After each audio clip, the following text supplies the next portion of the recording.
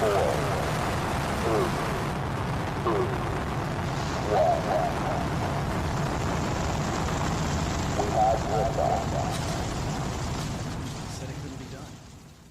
not ready for this.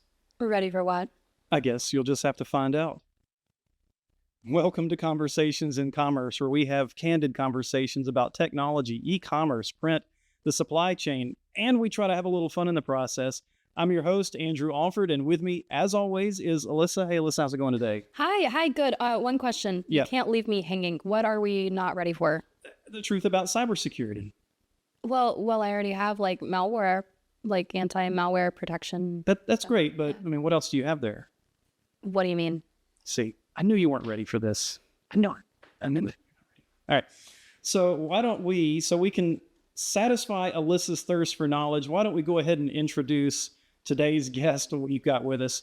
This two-time Family Feud guest star brings a wealth of information to today's show. Having spent the last 3 years at Liftoff and the last 13 years just in the industry, he led Liftoff's PCI Level 1 version 4 compliance cutover flawlessly. He has a bachelor's degree in computer science from the University of West Georgia. And on top of that, he's an amazing dad and husband and so many other things.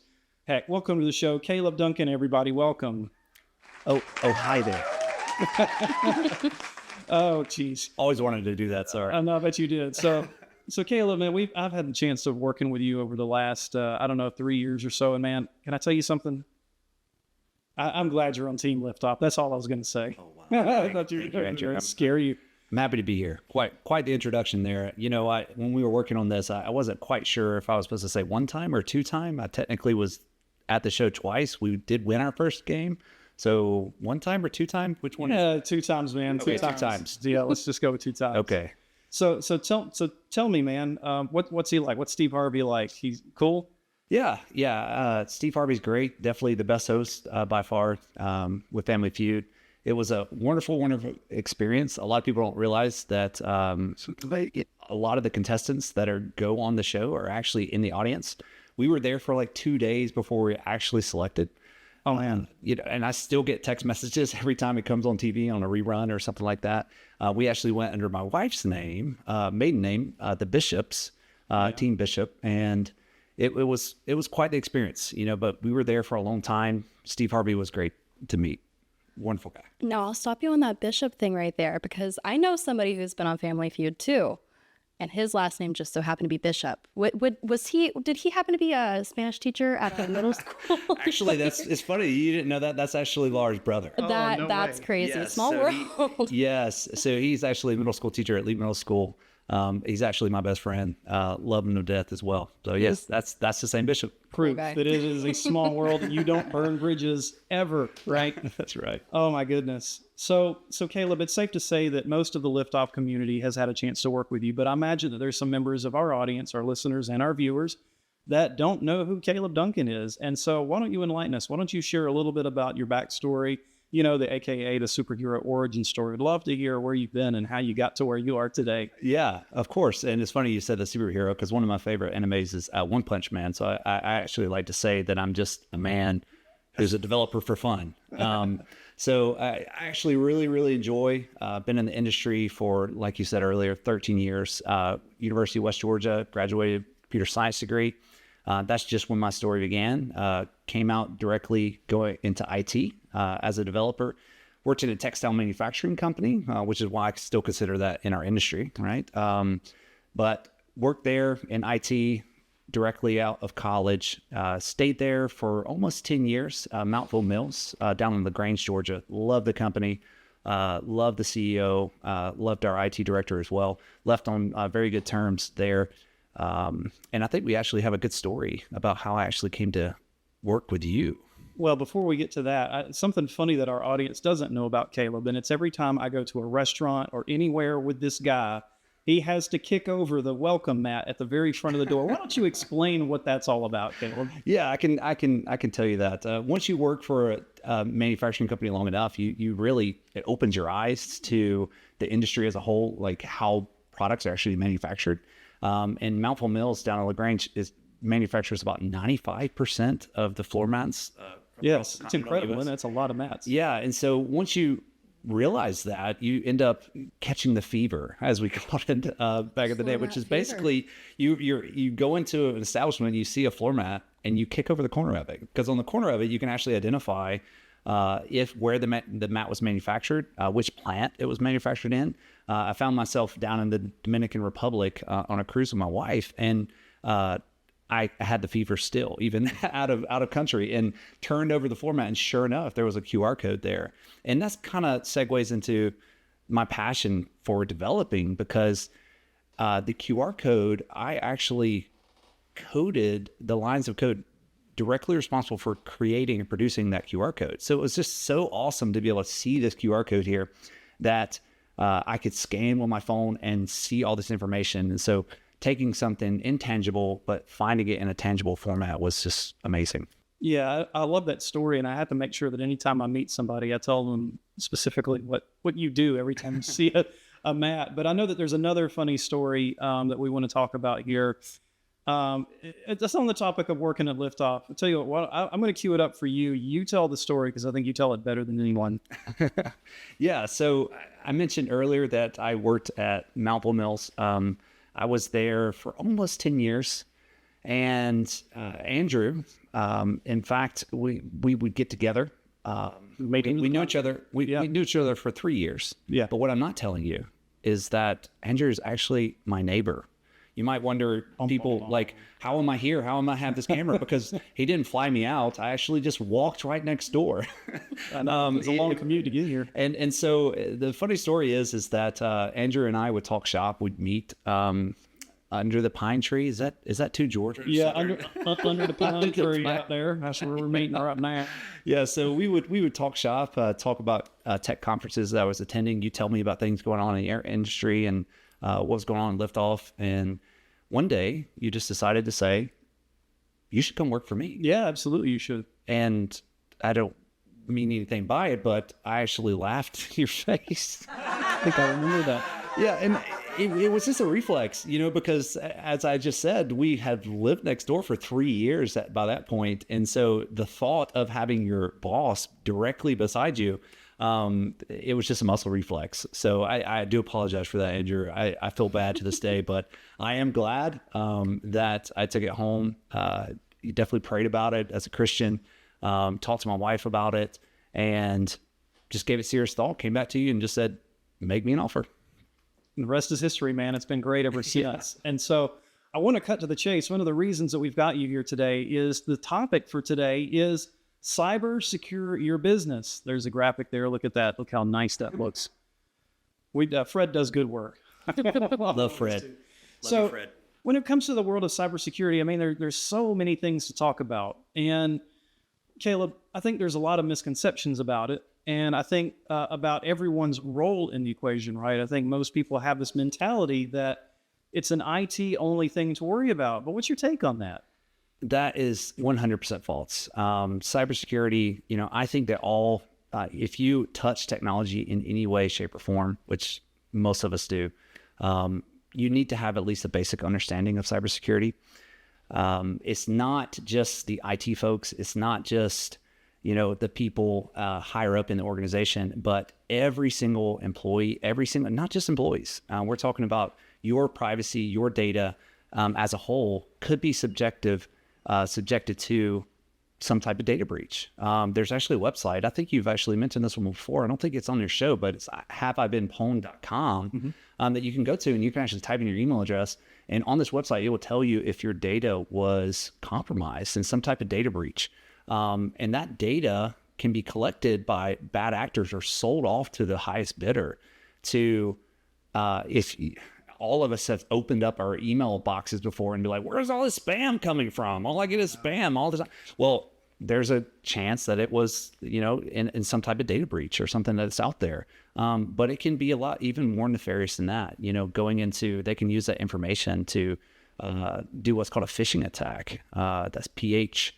Phishing attack. And so essentially they can use this information, this data, to orchestrate an email that is catered directly to you. And they can still try to get you on a monetary standpoint. So it's not just like, oh, I don't need to be concerned about this because I'm not in IT. I don't care about cybersecurity. No, you do need to care. And your data, if you don't care, I like to always say that the moment that you think you're not susceptible to something is the moment you become susceptible to it. And so I would encourage everybody to, go to websites, listen to it, haveibeenpwned.com.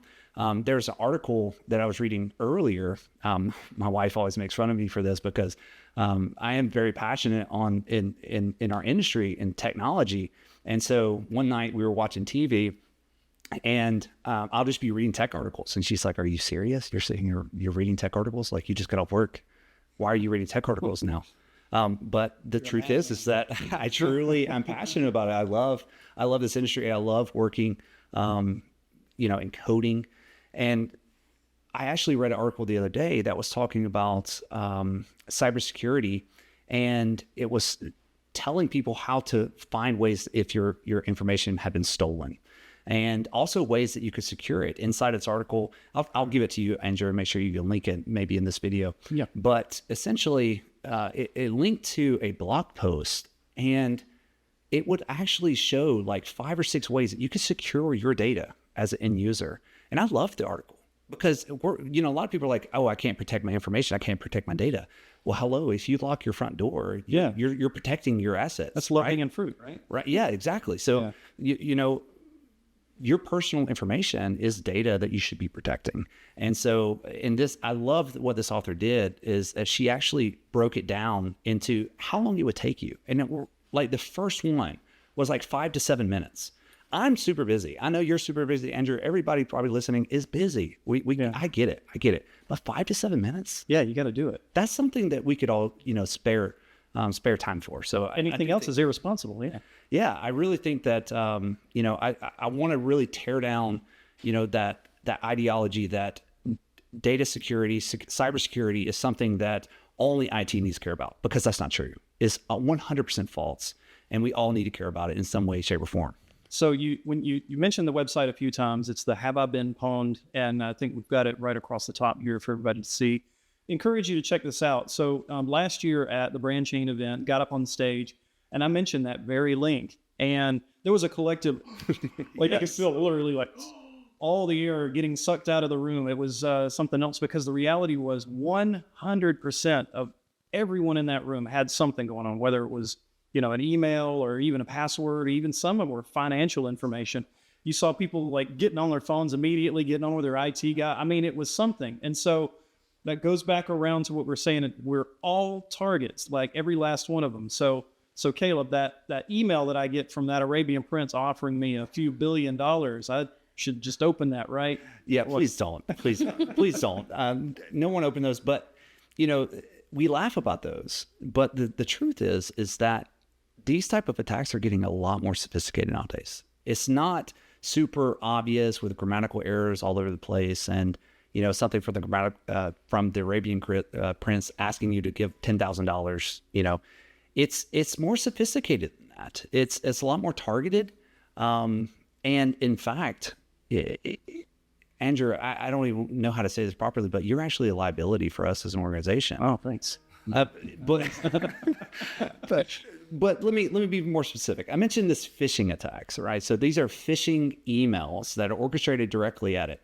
But whaling attacks are actually catered more to higher ranking individuals. Just call me Moby. So of course, as most listeners would understand, the president of an organization, Andrew, he can have as much access as he'd like because he signs my paycheck. So of course, if he calls me on the phone and says I need access, then I'm going to probably grant it. Well, bad actors understand this paradigm. And so they'll use that to orchestrate an email that is catered directly towards a high value target to get that broader access. And it all kind of connects together, right? So we talked about how is this data, how does my information, how does my data matter?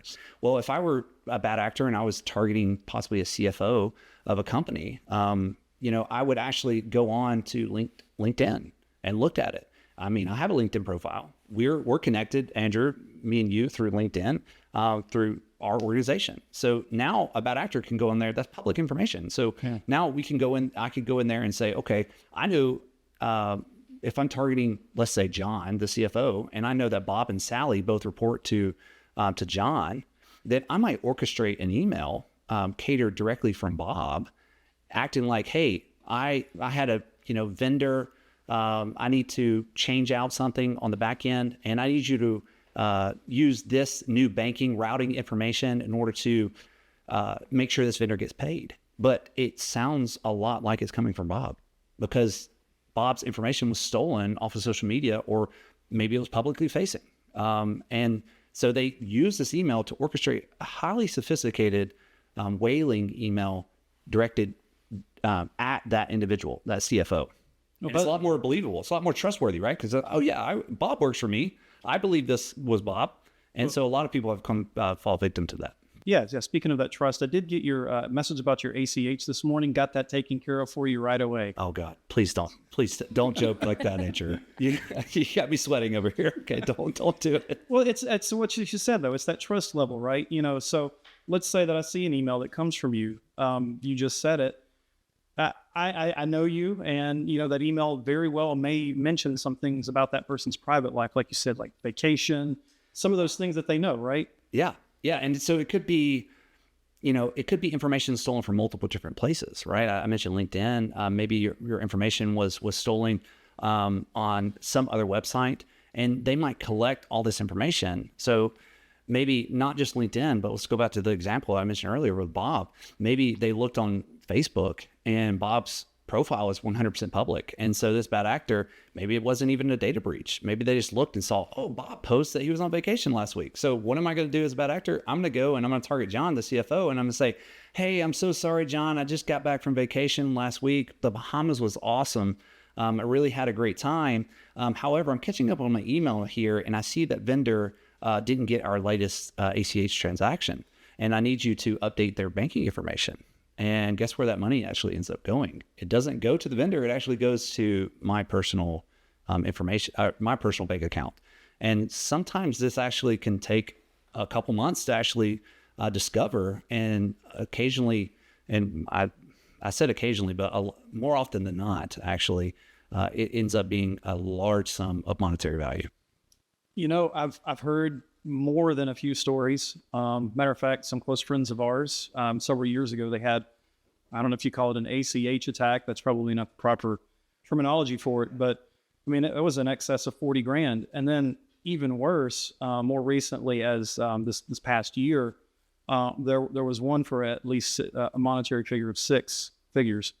And that's just staggering. I mean, that, company, they don't have that in their budget. Right. I mean, that 40 grand, they can't just keep spending over and over again. Absolutely. Yeah. And this is something that, I actually have a really good friend of mine, goes to our church, works for the Newton Police Department. And I've talked to him a little bit about this, but, they have the police department, the FBI, GBI, everybody, they have entire teams dedicated to, fraud on the cybersecurity aspect of it. I mean, and we're talking billions of dollars that are taken yearly, annually, and so it's definitely something we need to take very seriously. And if you did get that email this morning, Andrew, please let me know so we can stop this podcast so I can go fix that real quick. I was just messing with you. Okay, good. I just had to clarify there. You got me a little work. All right, but the point to be, the point would be that anybody that gets that email, hey, pick up the phone and call. Hey, call Bob, say, hey, did this actually come from you? If it seems odd, if it seems a little off, and especially if it's trying to get you to act very quickly, just pause for a second and say, does this make sense? Trust your gut there. Pick up the phone, call. We have a similar policy or organization where, depending on the severity of, sometimes people lose their phone, they can't get in with MFA or anything like that. Those protocols are there to help protect the end user, our employees. And so we actually have a policy where I have to actually verbally communicate with that person to ensure that this is the other person that is actually making the request. They truly are that person and not some bad actor that's out there.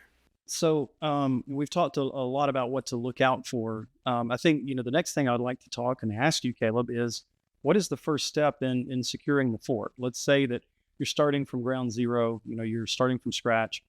What's the first step in building a good cyber secure aware environment? Yeah, I think that's a really, really good question. I would say that the most important thing is training. You know, I'm going to use a term that I feel like gets a bad connotation a lot of times, but ignorance is not necessarily a bad thing. Like, I'm ignorant on a lot of different things, and that's okay. And how you fix that ignorance is with knowledge, right? So you obtain that knowledge and specifically talking about training, train your employees, right? Managers, listen to me. Train your employees. This is the first line of defense that you can do. You know, just make them aware, because the truth is that the vast majority of employees, they don't want to be that guy that let in the bad actor that made their entire organization crypto locked, ransomware attack.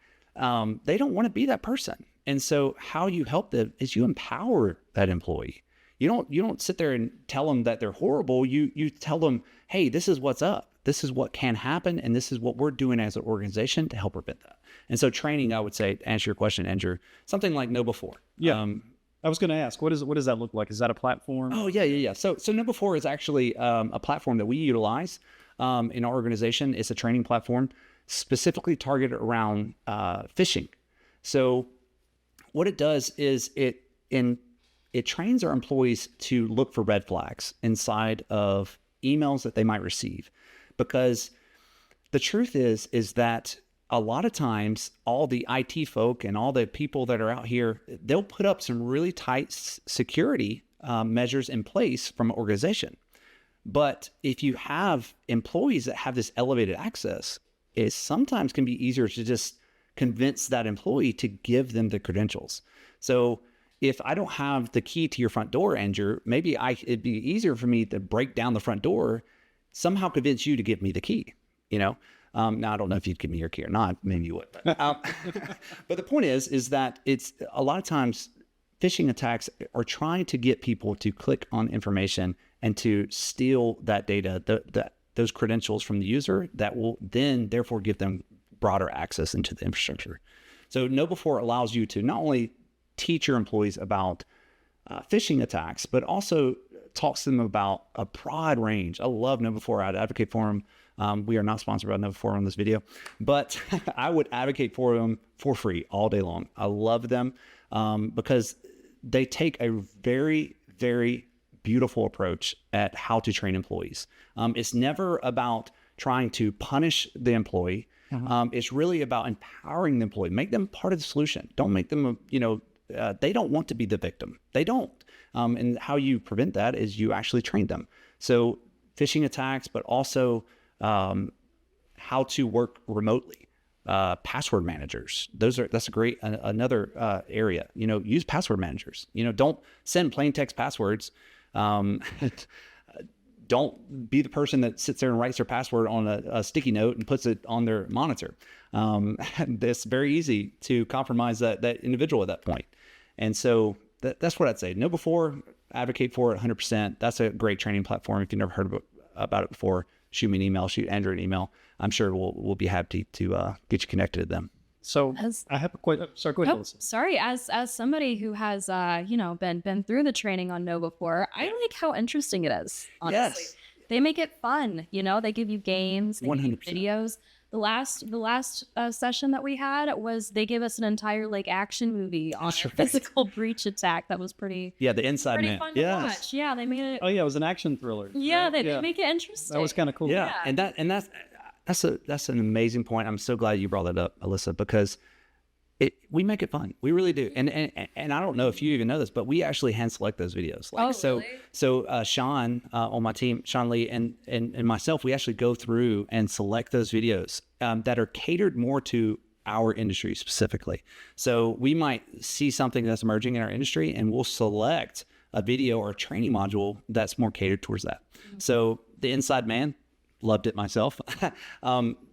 We work at a really fun company. I enjoy working at Liftoff Commerce. And so it just kind of showed you, it brought transparency to what can happen, but in a very fun way. So It's an excellent point. Another reason why I love Know Before. So I have a question, because you mentioned this before, and I think you use the word punish, and I think punish is a really harsh, maybe the wrong word. So setting up the training is one thing, getting all the videos, all the content in the right place, but how do you enforce it? What does enforcement look like?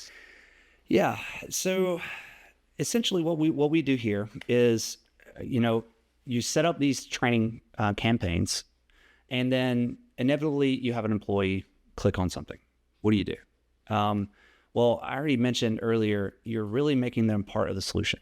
So one of the things that I like to do when that does happen is I actually go into it. I look at the email because I can see the exact email that this employee might have clicked on, download it, and then go over it with them and say, hey, here are all the red flags that were in this email that you may have missed. So you can actually see the 100%. I can see the exact email that was sent to them that potentially made them click on that link. Okay, and that helps you make decisions. 100%. In terms of and now we do have some additional remedial training. So not only do I go and I talk to that individual, but then we have some additional remedial training that basically reinforce what we just went over. So all these red flags that we talked about, what you can look at, then we'd have a remedial course that would take them through that. And that just, again, because like I said, more often than not, these employees don't want to be that person.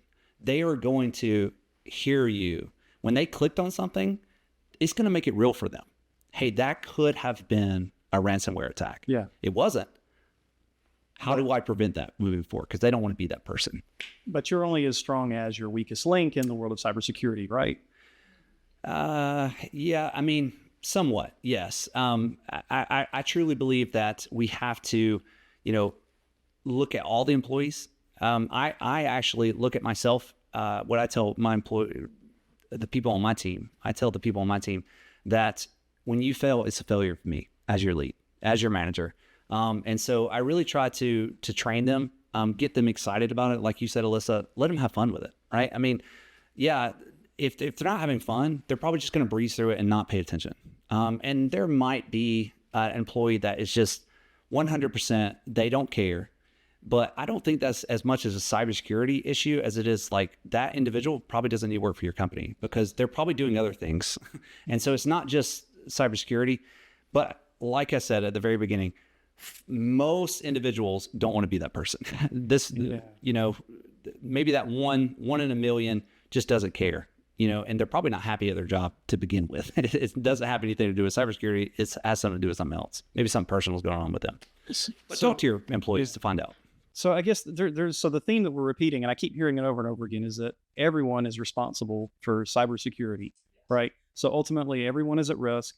And ultimately, that means no matter how much awareness, no matter how much training you do, no matter what devices or software that you're using to fortify your IT infrastructure, the best way to say it is it's not if, but when you're attacked, right?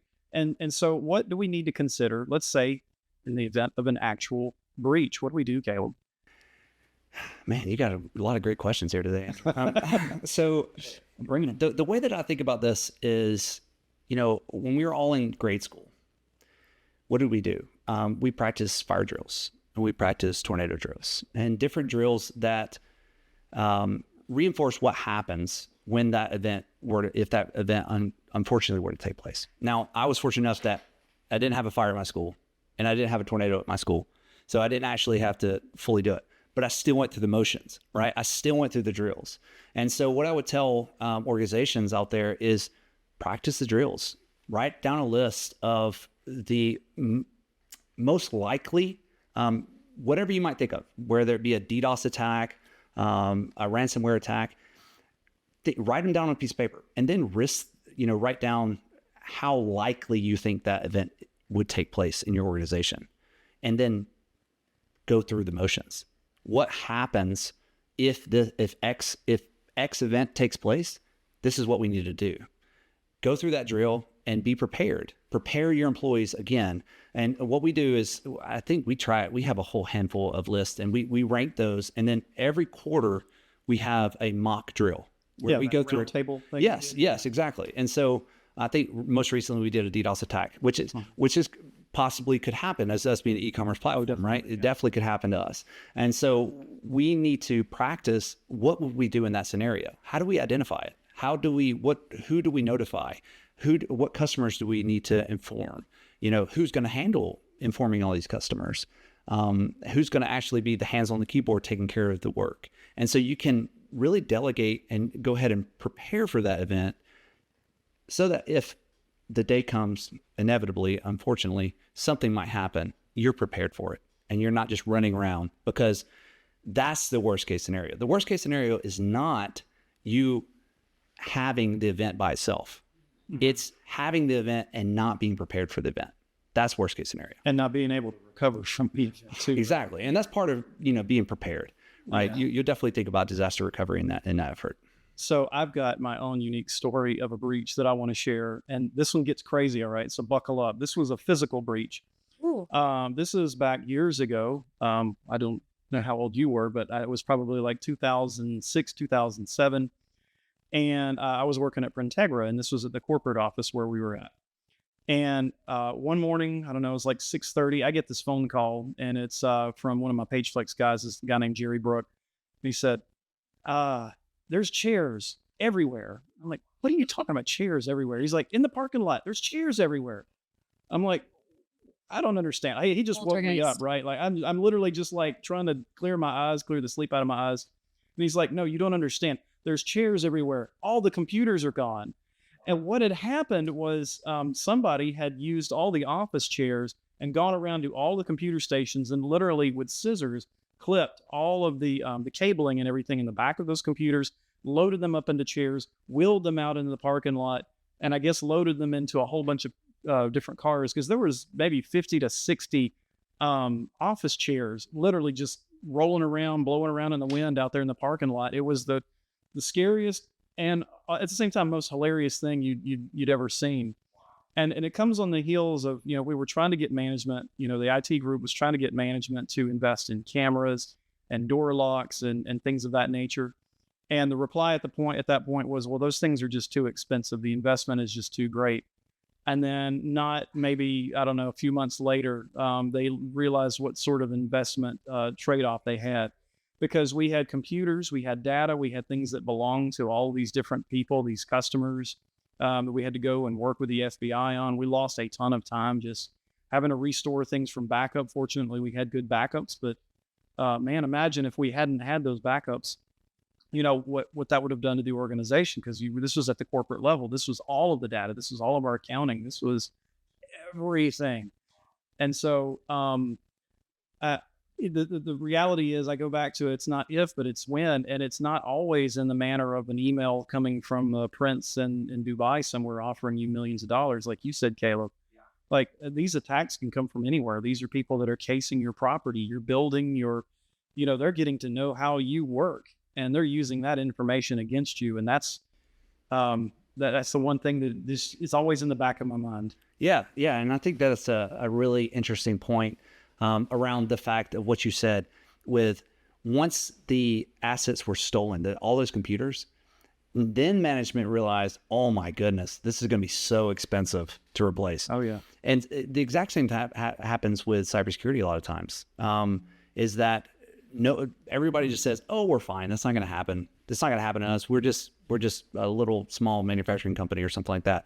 Well, in fact, a lot of times they're the ones that they're targeted because they might not have the budget necessary to hire on all these IT guys and gals and wonderful people that can really secure their environment. Mm-hmm.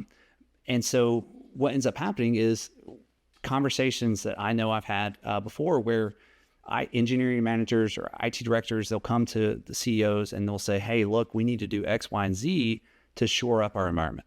Hey, we don't have the money in order to be able to do that right now.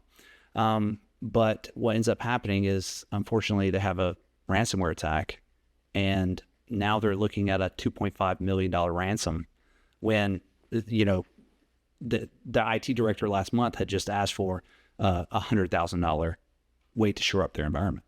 Wow. Yeah. Hindsight's 20/20, but I know that those CEOs are really kicking themselves for not listening to the IT director, and the IT director might, be biting his tongue, not say, I told you so. Well, and even when it comes to that kind of expense, even something as small as an expense like KnowBe4, yeah, that's a small investment, but it can make such an impact. So true. Yeah, and so I think that's what people need to do. And I'm starting. You guys hear that? Oh man, we just ran out of time, but it means it's time for Supply chain chatter. supply chain chatter. All right. Well, this is where we get to talk about the stuff going on inside the industry today. And wouldn't luck have it, there was actually a breach event that was just discussed at Halo, one of the, what is it, the second largest, Alyssa? Yes, the second largest organization at PPAI, I think. Yeah, PPAI. Yeah, that's a really big deal. Yeah. As a matter of fact, I would say that a majority of the folks that are in PPAI specifically, they probably connect and communicate with Halo. Wouldn't you say? Yes, they. I heard the attack affected over 7,000 people. 7,000. Okay. So here's the thing about that, and Caleb, I think I know where your head's already going with this. That 7,000 people, it's not just about Halo anymore. Now it's about all 7,000 right. people. And then beyond those 7,000, it starts to multiply. What do you think about this? Yeah, I think you need to take those breaches seriously. We mentioned earlier about the website haveibeenpwned.com. It would talk about that. Publicly traded companies are required to report whenever there's a breach that happens, and so you'll actually find information and data there. And so again, Andrew, just like you said, it's kind of like it branches out, right? It starts with 7,000 employees that their data was leaked or their information was stolen, but it can quickly morph into how is this company related to the company that was breached? And so it can quickly spread like a virus, no pun intended there. I mean, but I know we're talking about, cybersecurity and different things like that. But the important thing is that you need to look at those things that happen in your industry, take them seriously. Think about, how are we connected as an organization? How are we protected? What happens if that bleeds over us somehow? How are we protecting ourselves in that way? So I agree with you, Andrew. We need to take this very seriously, and it can't just be about, oh, that happened to that company. It's never going to happen to us. Well, and the thing is, last year we had also, I think it was at two, Essent, another large supplier of technology in the industry got hit. And, I know it's so much more than just going through the motions, right? It has to be a lifelong sort of commitment to securing your environment. I remember that was kind of like almost a pledge that we had to look at going into PCI, because it wasn't just about checking some boxes, was it, Caleb? It was about changing your entire attitude, right? That's exactly right. It was that and a whole lot of coffee. It's still a lot of coffee involved. Still a lot of coffee. I maintain that. But speaking of, my coffee cup is unfortunately woefully empty I didn't. over here. We need a podcast intern to make a coffee run for us. We have to hire us a podcast intern, please. On it. Yeah, we need something like that. Well, all right. So I think that's all the news we had for the industry under supply chain chatter. Yes, I believe so. All right. So I want to go ahead and move on. Caleb brought something incredibly cool for us to take a look at. This is under memorable merch. And this is the segment where our guest gets to talk about some really cool stuff that has significantly impacted them in regards to branded merchandise. So Caleb, what do you got for us today? Yeah, let me grab it real quick. All right. So I actually brought I mentioned tech conferences. So this is from VMworld. Nice. Back in 2019, hopefully it's in frame. But, I have to echo what I heard Roger Buck say on one of your previous shows, Andrew, is that, memorable merch needs to be a premium piece. It can't just be a squish ball or something that, what'd you call it? Some garbage. It was like a play on the word garbage. Oh, brand fill. Yeah, Brand fill, That's that's Danny it. Rosin. I'm going to quote Danny Rosin. I love that. I love that one for sure when I heard it. But I've had this one since 2019.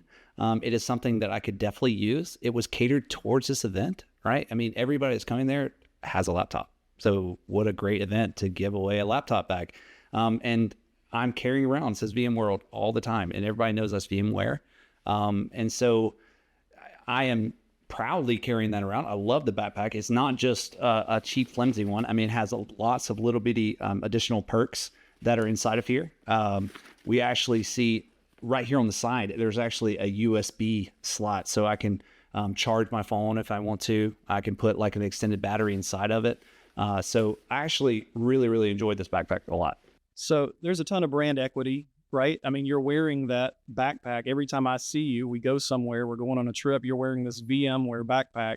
And now they're getting free advertising as you're just walking through Concourse A over here at Hartsfield. I think wearable merch or wearable branded merch is an incredibly powerful thing to give away, especially if it's something durable, something long lasting, a jacket, a backpack, something with some real staying power. Eric on one of our previous shows mentioned that belt buckle from Apple. And this is something that was sold for a very limited time in a very obscure catalog, but yet it still manages to find its way into the mainstream even today. Yeah. Right? As a premium piece. Absolutely. And I will say, Andrew, you do a great job with swag too. I love my hoodie. I have tons of swag from Liftoff as well. I didn't want to sit there and say, I didn't want to bring that because I felt like that the audience would be like, oh, that was some 100%. That's just Liftoff. That was a plant. They gave him that right before the event. It's totally but I definitely have that. I do love Liftoff swag as well. And I feel like we do a good job with our swag. So I know that's a large part of Alyssa. Thank you. Well, it's a lot of it has to do with our industry and a lot of our wonderful subscribers out there. And this is what they do all day long is they build these merch kits and they help you just kind of help your brand identity just take off into the stratosphere. Yeah. So kudos to our subscribers as well for being such a big part of, whoa, do you hear that? Oh my gosh, it's time for Cash or Swag. Cash or Swag. It's our favorite time of the day. It's like the show. Come on, Alyssa, bring that thing out here. All right. We've Well, got the wheel. it's very rare that we actually have a guest who is physically here. Should we let Caleb spin the wheel? We should absolutely here. Let me give it to We should bring this wheel over to Should I Caleb. spin it?